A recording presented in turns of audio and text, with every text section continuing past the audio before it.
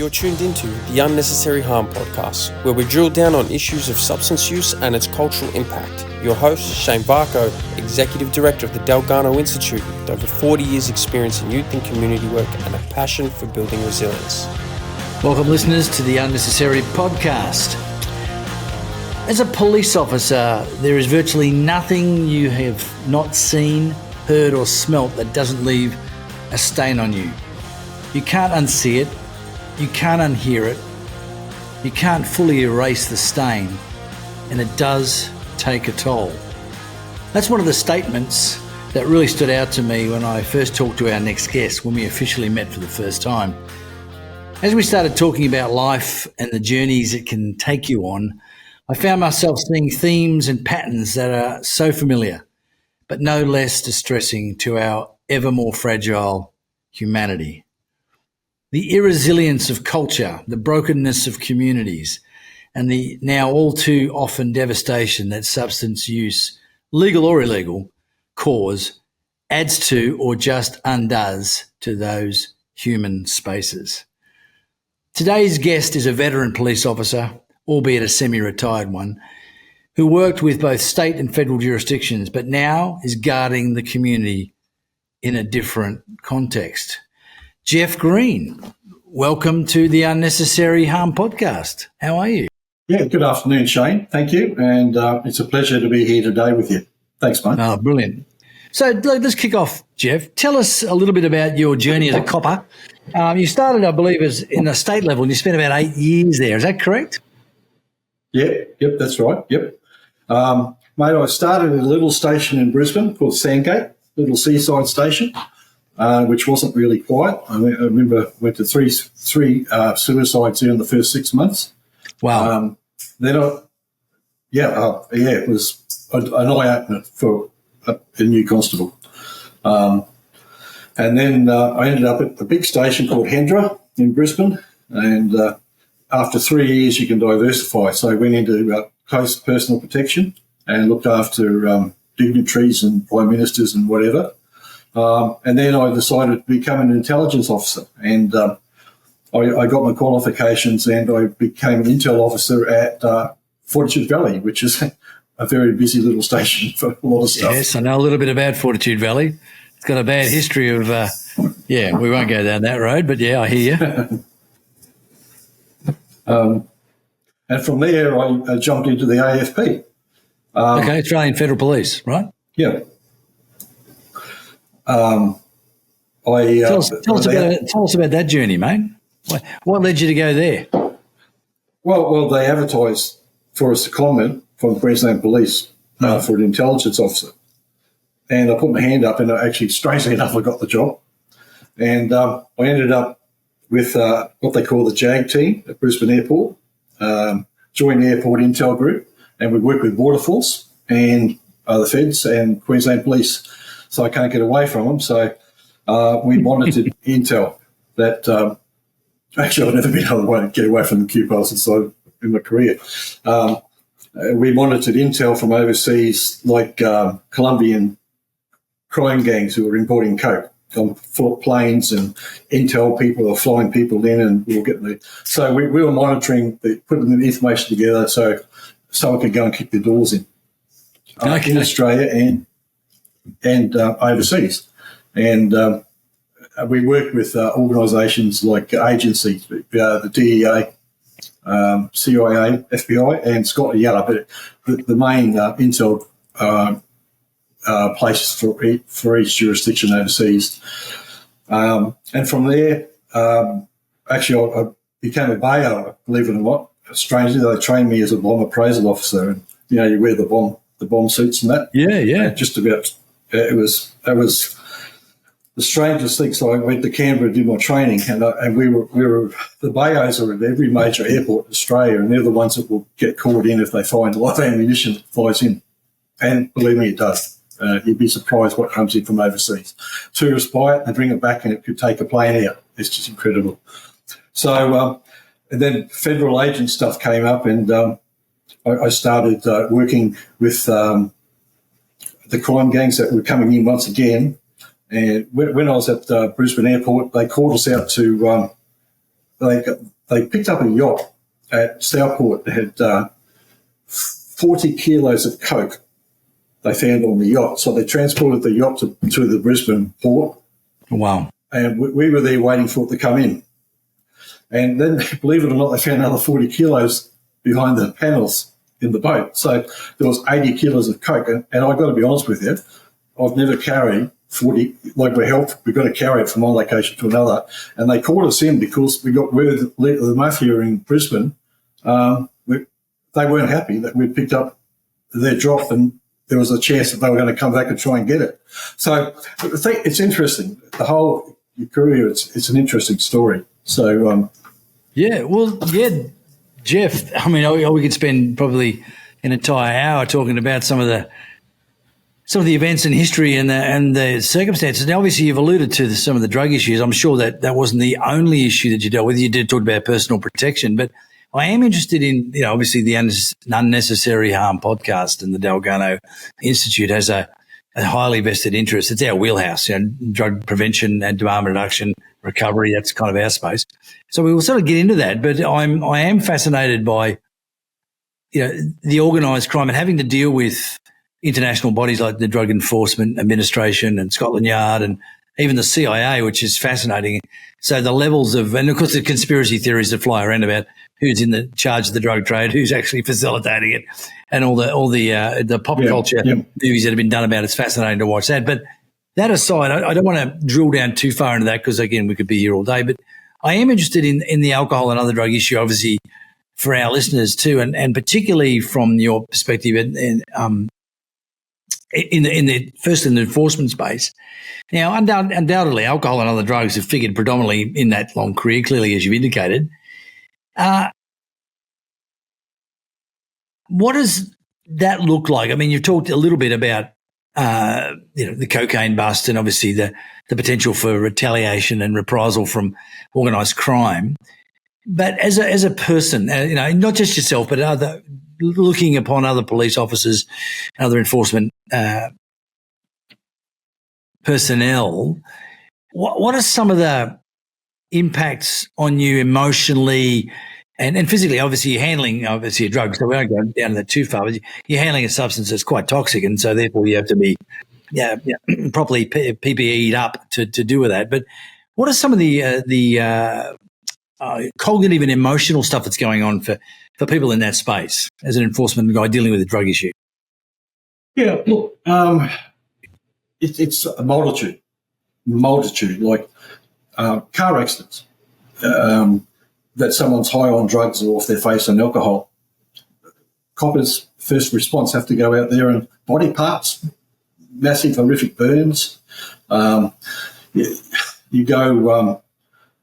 get caught out to an attempted suicide, and you're confronted with a whole range of things that, and then you've got to stop someone from actually doing it when you get there. There's always dealing with people. It's a dangerous work. You're high on drugs. I did an arrest when I was at Sandgate once again. And do you mind if I share that? Or no, sure. Oh, okay. It was a car chase involved, and we tracked this thing down at 3 o'clock in the morning, halfway across Brisbane. Everyone's exhausted, and when we finally took it down, the bloke, 2 of us actually responded to get him on the ground to handcuff him, and while he was on his stomach, we were trying to put the cuffs on. This bloke was lifting 2 of us off the ground supernaturally. Like, I could not believe it. The other bloke, I'm 6'3", the other bloke was about the same weight. But this bloke was and he was high on, I think it was speed. I'm not real sure. I can't remember. But he was high. He had no idea what he was doing.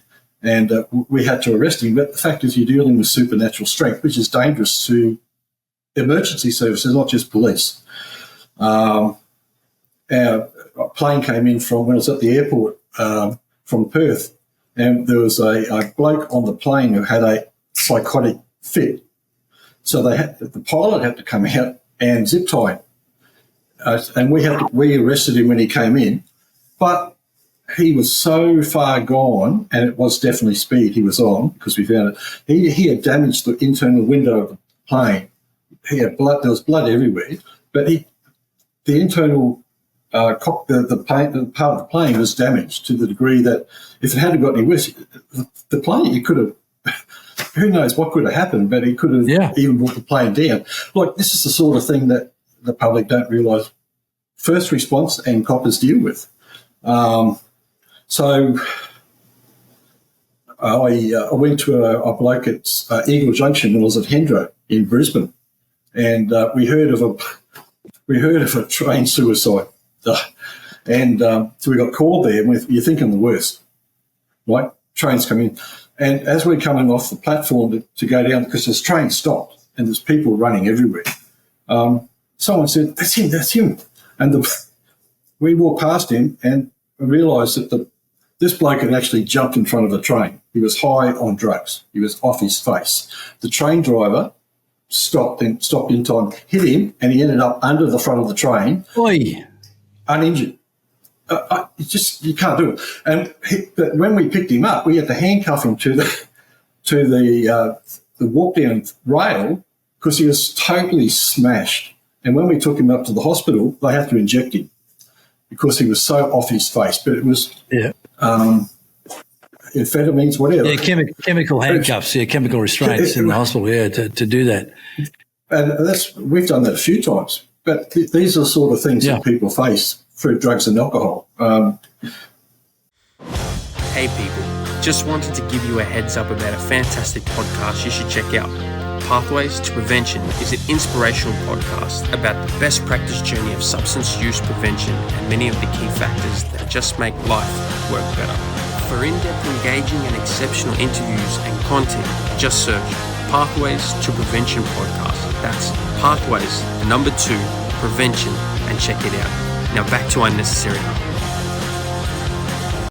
Yeah, I could go, there's a list of them, I could tell you. And it gets worse when you go to a suicide that's actually taken place. Yeah. Because of drugs and alcohol. I've been to attempted suicides where there's been a noose hanging. I mean, you can make a joke of it, coppers do. The noose broke. Wow. A young fella tried to hang himself, and we're there. And the noose broke and he fell out of it, and someone walked in at the same time, or just afterwards. And the whole scenario was almost comical, but it was sad. And there was a bong and all the stuff there, all that, paraphernalia, marijuana, Mary Jane. It's terrible. Yeah, we'll get onto that. We'll get onto that in a minute, Jeff. Yeah, but look, and this is interesting. Like I said, we could spend a lot of time on this. And in the recent last 3 or 4 years in Victoria, particularly, there's been I don't doubt this is mirrored in other states. There's been a big push by the emergency services, AMBOs particularly. They refuse to go to call-outs if there's any hint of substance use, alcohol, but particularly other drugs, because of the amount of the threat of violence and the fear of dangerous violence. And one of the scary things is that the unions came out and did a big push, and the government had legislation on the books. I don't think they actually passed it, but that there would be no that people that were acting out on drugs and insulting various people couldn't be given a free pass because they're using illicit substance, because they've in a lot of the data now, they've collapsed drug use and the drug use outcomes and the various harms caused from it and through it. They've collapsed it into the mental health arena. Now, that's very convenient because which comes first, the drug use or the mental health? And, of course, drug use induces mental health, which is clear evidence on a lot of literature at the moment. And, obviously, the anecdote. Yeah, totally. I agree. But what I find interesting is that totally agree. At least it's the emergency services, the AMBOs, they're getting assaulted. Guys, they apply Narcan, naloxone, an opioid blocker to save a life, and the guys come out of it, or the girls come out of it and scratch their eyes out or punch them in the face. You've ruined my high. They saved your life, you moron. Like, what are you, serious? Yeah, totally. Dealing with. And I mean, and of course, the thin blue line and beyond are the guys and the girls that are going to deal with this chaos. And but that's that one sector. But what I'd like to do is now just shift a little bit, Jeff, into the space of what about families? Now, as a copper, having to, obviously dealing with the person who's, tragically, and you're right, the road breaking is comical, but we're glad it did, the tragedy of ending one's life because, you're off your face on drugs and you think, this is an option, or you're killing yourself or hurting others because you're on drugs, either through violence or through car accidents. But what about the families, Jeff? Now, tell us a little bit about that from a policeman's perspective, and if you have insights from an emergency service perspective, what does that look like, having to go to a family who's, their son, their daughter is dead at the hand of their own drug use, or at the result of someone else's drug use? What does that look like? It's horrific. Absolutely tragic. Absolutely tragic. Look, it just brings back. I did a death notice. That's what police call it, right? And a lot of people, you got to do it because they get the police to go knock on the door. Unfortunately, it hasn't changed. And I went over to Bracken Ridge one night and let this lady know that her brother, who was on drugs, I went over, I knocked on the door, and they answered the door. They said, "Oh, we're glad you were here. Thank you. Da da da da da. Thank you. Come in." It was what they'd done is he stole their car. They had a big fight, so he's taken off at the sister's car, who's the wife, and they reported the car stolen. So they thought I'd come in to take the crime report for the stolen car. But we had found his body in the gassed-out car up in the tracks. And so this is the reality of a police officer, whether me or someone else, they've still got to do the best they can. And they were happy to see me. And then I said to the husband, "Please have your wife sit down." And I shared with them what happened, and they couldn't believe it because it was just tragic. It's tragic. The ripples of what happens, it doesn't only affect the sister, but the husband, the family, the friends, the whole lot. The ripples go out, and for one tragic death, you've got 20, 30 people at least, could be more. Yeah. It's workmates. Look, it breaks your heart. And things like that, if that's what you're asking, it's something that we've got to deal. Police have got to deal with, and this is why coppers have breakdowns. They get PTSD. It's like military. It's a part of what. Unless you, I say to them here, Northern Territory, they get thrashed with suicides, attempted suicides more than any other jurisdiction. Right. And I say to the young officers who've gone to 5, in 6 months or so, you put your hat on and you go and do your job, and then when you finish it, you've got all the paperwork, which is massive, and then you get a call and you go out and do the next one. Put your hat on, go out and do it, and you keep on going, and you never have dealt with the 4 before, the 3 before. Yeah, it's relentless. And that's a scenario that I use to say, hey, we're here to help. We're here to listen, and being an ex-copper, it really does help because I understand. I've seen it all. I've actually seen it all. No, we'll drill down into that in a minute, Jeff. No, thank you for that. But just circling back to the family issue, and obviously the policeman having delivered that bad news, there's a level of distance because it's not a relation to you personally, but still you're having to do with the demise, the decease of a person. And sometimes those suicides are very messy, they're gassing oneself in the car. I've attended to one of those myself when I was a forest officer. We had a gentleman had gassed himself in his car, and even that was quite confronting for me. That was quite shocking because you think the person is just asleep, but it's another level. So it is distressing on that level, but that's not including violent ends to life, like throwing yourself in front of a train or a shotgun to the face. Those kind of things, that stain is very difficult to move, but also the trauma of watching a family, like just again, that incident you just shared with us, watching a family find out the news, they thought, oh, they got their car back, their son's okay, then to be confronted, no, he's actually taken his life. He's committed suicide and he's no longer here. He's dead. And the trauma that they obviously experience, that also spills over to the officer. And what does that as a policeman, and even as your current role as a chaplain, what does that look like for you?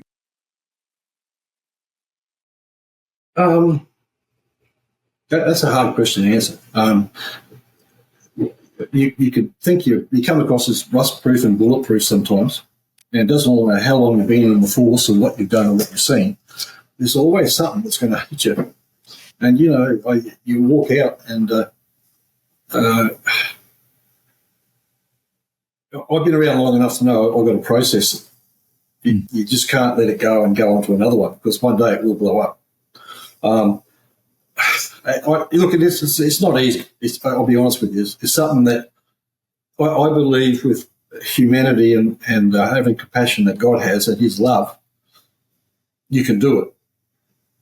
And it takes it. And honestly, there's many times where I pray.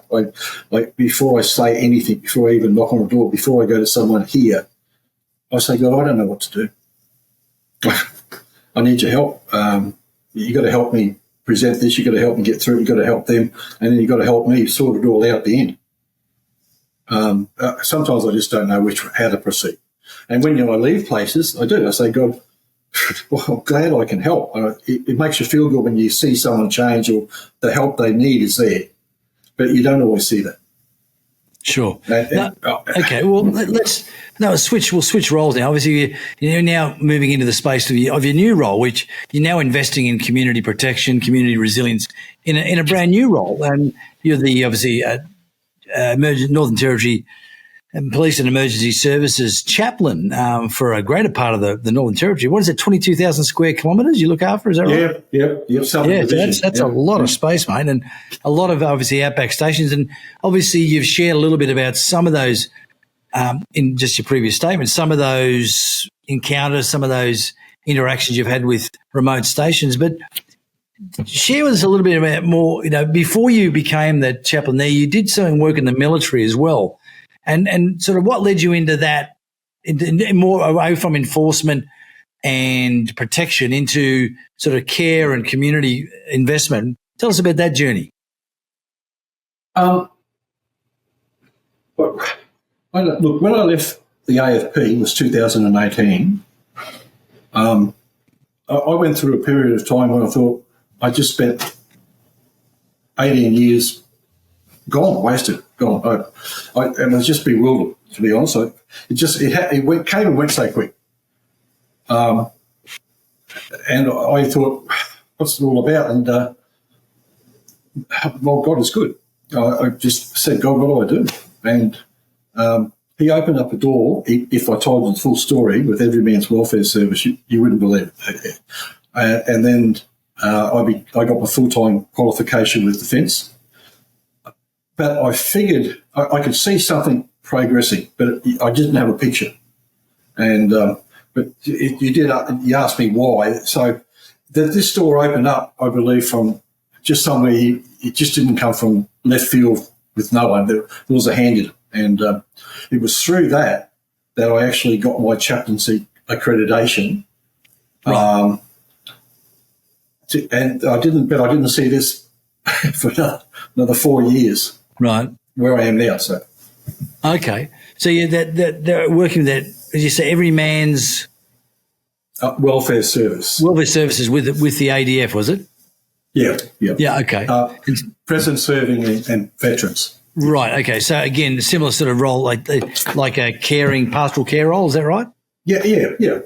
Okay. No, that's good. So again, just to get listeners sort of into that space. So you got a bit of a divine, in your words, a divine prompt, a bit of a nudge to step into a more of a caring space, and you needed some leading. So we'll sort of look at that a little bit, because obviously you're talking about now we're moving into sort of supra-cultural spaces here. Some people call it spiritual spaces, so that's fine. I'm happy to look at that. because that's part of your journey and it's very important to you and what you do and why you do it. So we will look at that a little bit. But you've, again, dealing with the frontline stuff yourself, as you mentioned before, having experience and seen so much, and that inventory of lived experience and clearly earned resiliency puts you in good stead. But, again, having to manage the catalogue, I'm using some clinical terms here to try and create a little bit of distance from the emotional space, to catalogue those traumas and those events, to give them the capacity to be a tool for support and encouragement and for healing for others without traumatizing yourself. That's the whole, and you have now, you're moving in that space where you can do that. You can come alongside, you can invest in the fire services, the ambulance services, the police services, and you can come alongside people in their work and their vocational context and all the trauma that they may experience in that. But that also spills over into their personal world as well. So obviously you bring that wonderful depth of experience, and that's awesome. And I'm sure that your charges or those under your brief value that, as you said, the fact that you've been there, done that, got the scars, and I think it was a gentleman by the name of Calvin Miller who said once, we don't get smarter by getting older. We get smarter by hurting and healing and evaluating our scars. And it's a very good insight into trauma, but it's quite a complex thing to deal with. And we're not going to be able to obviously address that here, as we're not clinicians, we're practitioners. But what I wanted to talk a little bit about here is when it comes to dealing with some of the, without obviously breaching any confidences or any way, oversharing. Clearly we want to do that for all our sake of our listeners and also those who may be referenced to. When it comes to the daily, your work, when it comes to trauma, what are some of the things you have to deal with? Obviously, beside the people being confronted by suicides and by carnage on the roads and the awful imagery that does, and that takes a while. But what are some of the emotional and psychosocial issues that really affect your members? Look, police, generally speaking, are very untrusting people. Believe it or not, they protect the community, but they will only trust someone. Self-protection, I can imagine. Yeah. I can talk about that right up front. I went through that, going to a train suicide and dealing with body parts, which you can't identify. You can't work out what part of the body is what. But you go through, so I understand, but when I did that, I didn't go and get help. I just hung out with my buddies and got drunk. I went on a 2-week bender. I was married, family. I can talk about that now, but it was just horrific going through it. But I understand that. See, we get what they call critical incidents, CIs, critical incidents, right? So that's what I get called out to. But I understand when I'm there, most of them now know my background, which is great. But if they don't, but there's always an area where they're not going to talk, they're not going to open up. And later on they talk where they say, well, I won't talk to someone that's been in welfare and has been to university and got these degrees, and they got no idea what we're going through. This is what you're dealing with. So people will not open up. They won't talk. They'll go and get drunk with their mates like I did. And it's a closed door until you can get some sort of validation of who you are, where you come from. And when they do open up, most of them, believe it or not, first thing they say is, I'm okay, everything's good, it's all good. I could have nightmares about that every night. I can tell you, I can tell you every time when I'm going to talk to them and say, how are you going, how are you managing things? Fine. Great support group around, got family, got friends, got my workmates. First thing. But once we get in a little bit deeper, you see they're crying at night, they're having nightmares. But it's getting someone to realise what's going on in their life. And I've actually said to officers, and I'm glad, because they've I said, sometimes it's not you. You're not aware of what's going on in your life. You put your hat on and you do all these things. You don't work it, but it's your wife and your kids.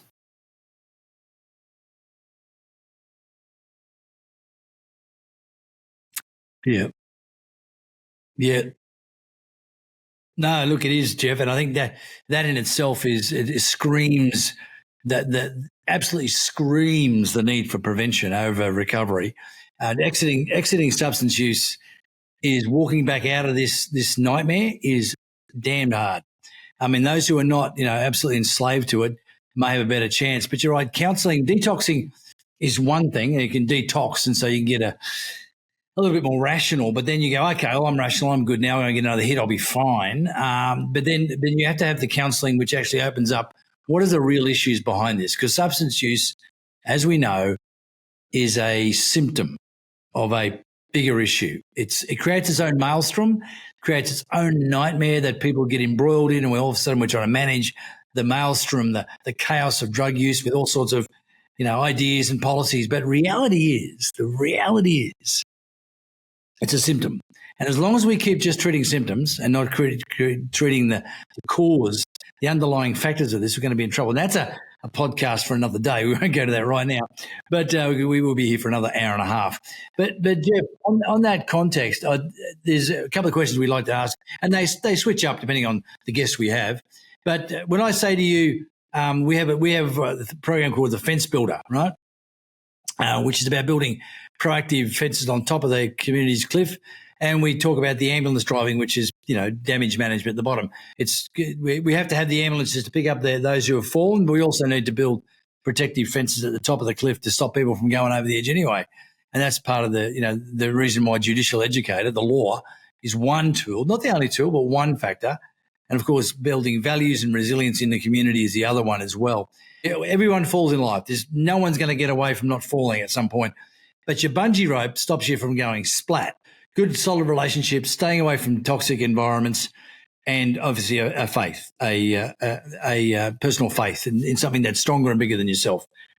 Jeff, thank you for that. Look, it's been an absolute joy having you, mate, and thanks for taking the time. And not an easy conversation to have. And of course, you'll be vigilant to guard a lot of spaces, contexts and confidences, and as well as your professional framework. So I do appreciate your candor, appreciate your care, and certainly we appreciate your remarkable effort in the community, and what you do for the Northern Territory community is remarkable. Thanks for joining us today, mate, and we wish you all the best. As we wrap up today's session, remember, each step towards understanding is a step away from unnecessary harm. We're here to empower, inspire, and pave the way for optimal well-being. Stay resilient, stay informed, and continue being the change your community needs. Thank you for joining us at the Unnecessary Harm Podcast. Until next time, take care and keep pushing forward.